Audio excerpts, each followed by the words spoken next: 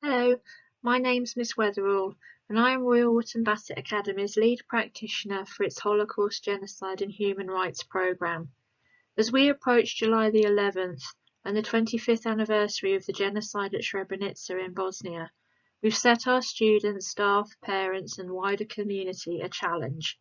Personal challenges adapted from ideas our friends at Remembering Srebrenica have shared with us, that we hope will help us all come together, albeit socially distanced and remotely, to learn and to remember.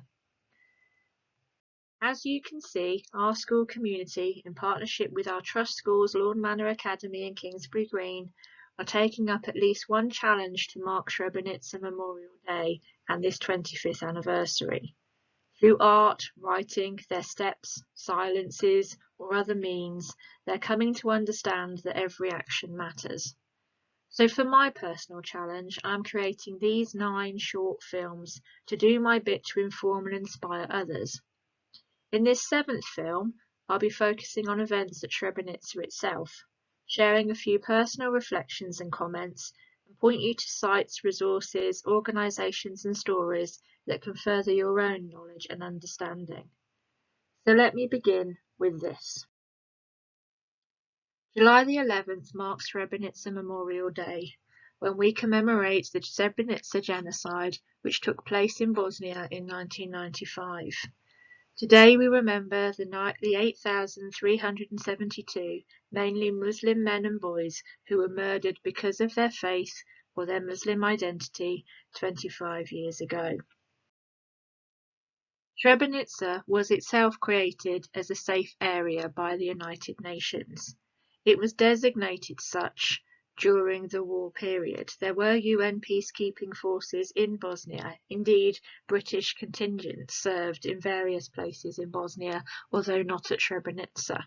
These safe areas were supposed to be precisely that Muslim Bosniaks could come to those areas and be safe and protected by UN forces within the country without having to flee across borders and become refugees. So this was for internally displaced Muslims fleeing the war within their own country could come to places like Srebrenica, which was just a small town like any other in Bosnia.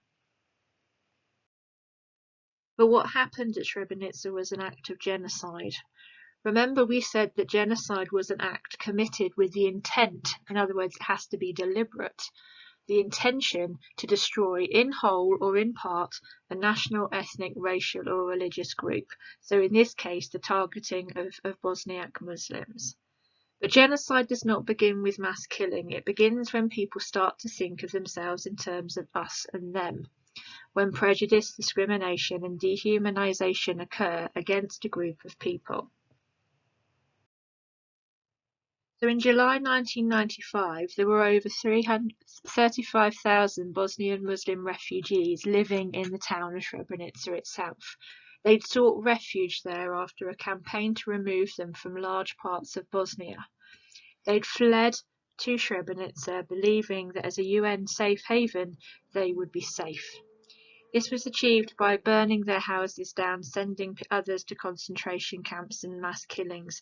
Those were the reasons that these young men, women, children, the elderly, Muslim population of Bosnia were fleeing to places like Srebrenica throughout this period of the war.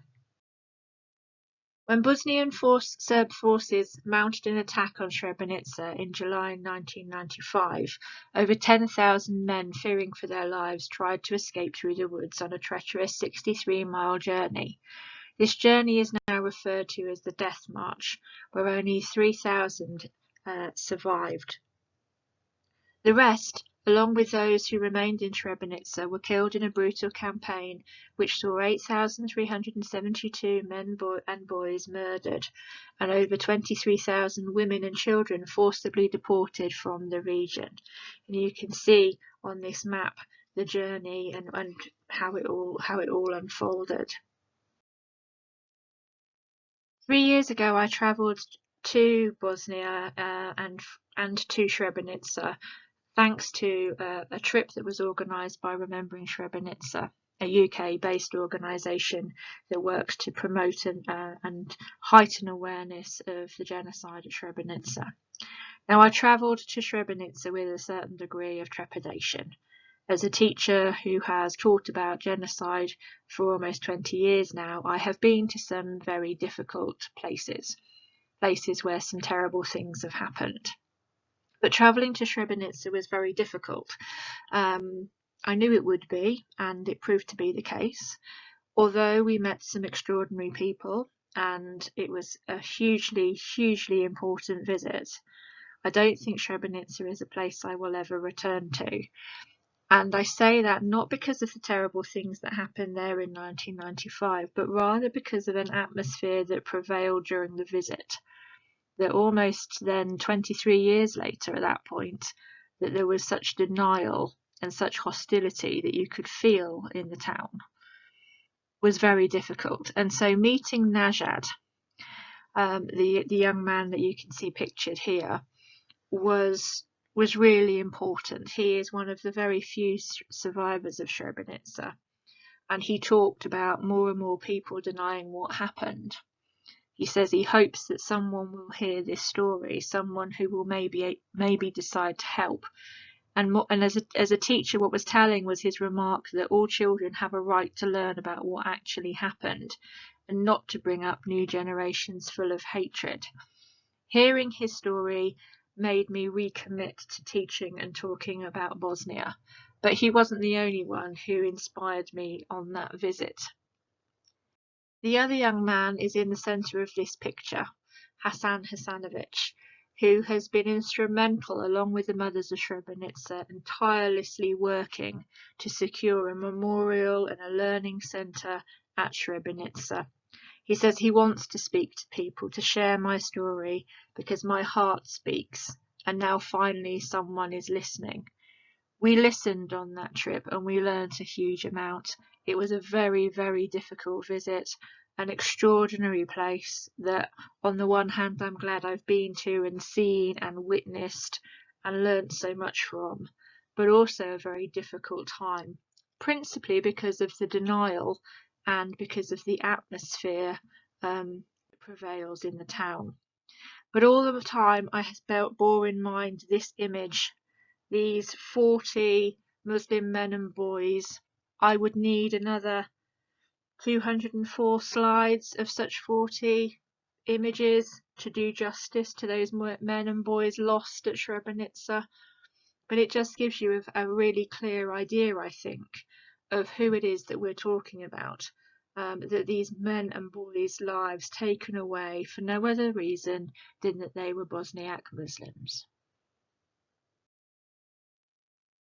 And being at Srebrenica, and you can see across the road the former UN site, was just a deeply uncomfortable situation to be in. And I think it's probably natural that being at a site of genocide is deeply uncomfortable and challenging and emotional.